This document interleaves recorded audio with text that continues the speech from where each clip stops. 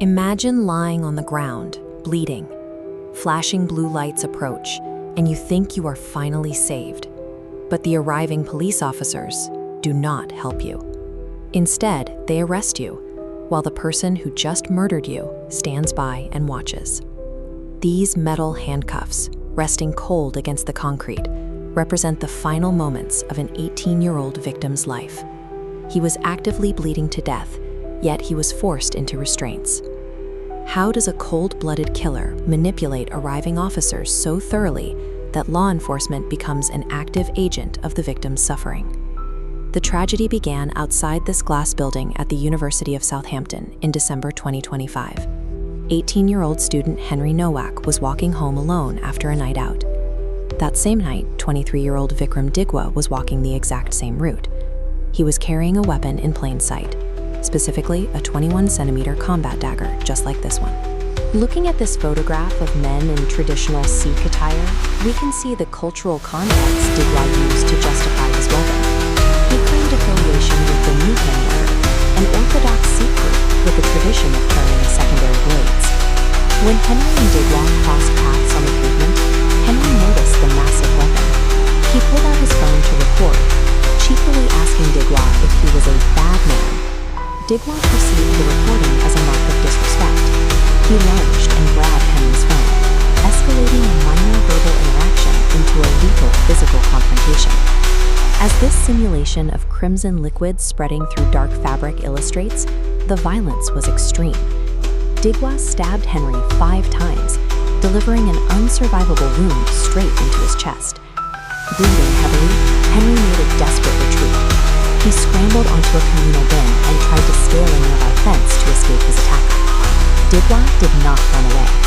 Instead, he pulled out his own phone and calmly filmed Henry struggling to survive, actively concocting a story to protect himself. Digwa's brother arrived moments later and dialed 911. He planted the first lie directly into the police dispatch system, claiming Digwa was the victim of an unprovoked racist attack. Before the first squad car even reached the street, Digwa's mother showed up. She took the 21-centimeter murder weapon and smuggled it safely back to their home. By the time officers stepped onto the scene, the physical evidence of the blade was completely sanitized. The dying victim had already been framed as a violent, racist aggressor. The police encountered a calm, cooperative Vickrum Digwa. He pointed directly at the bleeding teenager and repeated the lie that Henry had attacked him while screaming racial slurs. The officers immediately treated Henry as a suspect. They dragged the critically wounded teenager across the gravel, outright dismissing his pleas that he had just been stabbed. The audio captured on the police body cams is harrowing. 9 separate times, Henry can be heard begging the officers, stating plainly, "I can't breathe."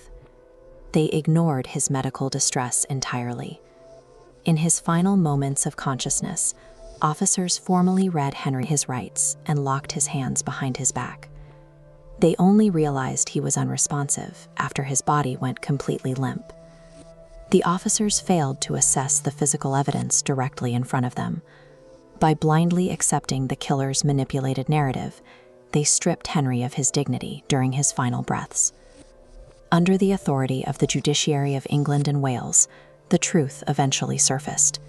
Investigators recovered Henry's deleted Snapchat video, unraveling Digwa's lies and securing him a life sentence for murder. The release of the body cam footage acted as a catalyst. Localized outrage quickly shifted from peaceful protest to violent clashes with the police on the streets of Southampton. Right-wing political figures quickly seized on the footage. They began promoting the concept of two-tier policing, a narrative claiming that law enforcement explicitly gives preferential treatment to ethnic minorities at the expense of white citizens. Politicians like Nigel Farage, seen here pointing directly at the camera, stoked the public anger.